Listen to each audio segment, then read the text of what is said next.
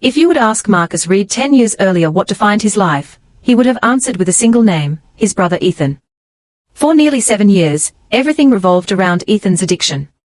Phone calls in the middle of the night, emergency rides across town, missed holidays, cancelled plans, conversations with doctors, counselors, and worried relatives.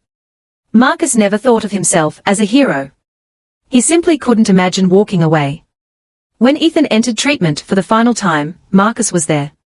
When he completed recovery, Marcus was there. When he rebuilt his life, Marcus was there, too. Over time, family members began saying things like Ethan wouldn't have made it without you.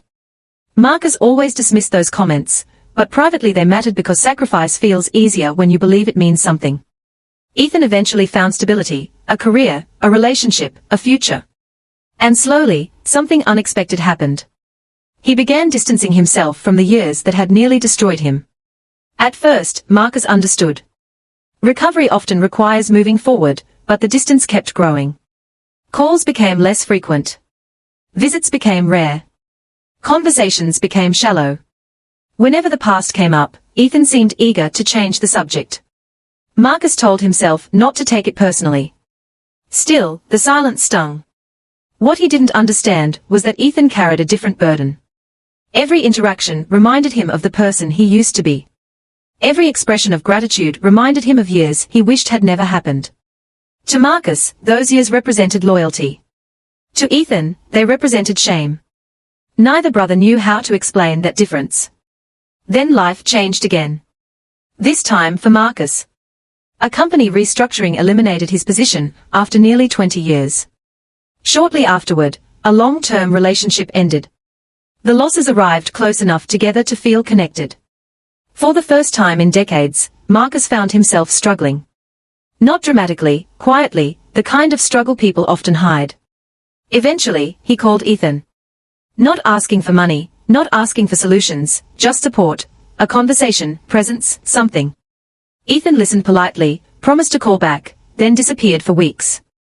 When they finally spoke again, Ethan minimized the situation, suggested Marcus stay positive, recommend focusing on the future. The advice wasn't cruel, it was worse, it was distant. Marcus hung up feeling strangely empty. Years earlier, he had rearranged his life for Ethan's emergencies. Now he couldn't even secure a meaningful conversation. The realization settled heavily. After that, the brothers drifted apart, not through argument, through absence. Months became years. Marcus rebuilt slowly. He found work with a non-profit organization supporting families affected by addiction. The role suited him. His experiences gave him credibility. His patience gave him purpose. For the first time in years, his identity wasn't tied solely to being Ethan's brother. It belonged to him. Meanwhile, Ethan continued building his own life, successful, stable, busy. Yet an uncomfortable feeling lingered whenever Marcus crossed his mind, a sense that something remained unfinished. The turning point arrived unexpectedly. A regional recovery organization announced an annual recognition event honoring community advocates and family supporters. Marcus barely wanted to attend. He disliked attention. A colleague convinced him. Ethan attended, too, after receiving an invitation through mutual contacts. He assumed it would be a routine ceremony, nothing more. The auditorium filled with professionals, volunteers, counselors, and families. Volunteer work, mentorship, advocacy, support programs. She spoke about families Marcus had helped navigate crises, lives improved because of his efforts, community strengthened by his work. The applause lasted far longer than Marcus expected. What struck Ethan wasn't the recognition, it was the realization that the room viewed Marcus differently than he did. For years, Ethan had unconsciously seen his brother through a single lens. The person who helped him survive, nothing more. Now he saw something larger, a man whose compassion extended far beyond one relationship, a man whose life had continued growing after Ethan stopped paying attention. After the event ended, people surrounded Marcus, colleagues, community leaders, families thanking him. The respect felt genuine, earned. Independent for the first time, Ethan understood that Marcus' identity had never belonged to his recovery story. That story had simply been one chapter. Later that evening, they found themselves standing together outside the venue. Cold air drifted through the parking lot. Neither spoke immediately, the silence felt familiar, but different. Finally, Ethan looked down. I think I spent years trying not to remember.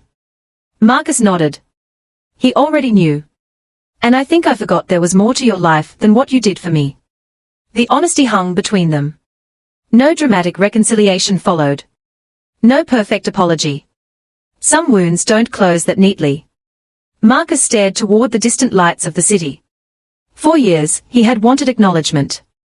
Now that it arrived, it felt less important than he imagined. What mattered was something else. Understanding at last, both brothers were looking at the same past. Not through resentment, not through guilt, through truth. The conversation continued for nearly an hour. Neither solved everything, neither left transformed, but as they finally walked away, something had changed. Not control, not power, perspective. And for two brothers who had spent years misunderstanding each other, that felt like the most honest beginning either of them could hope for.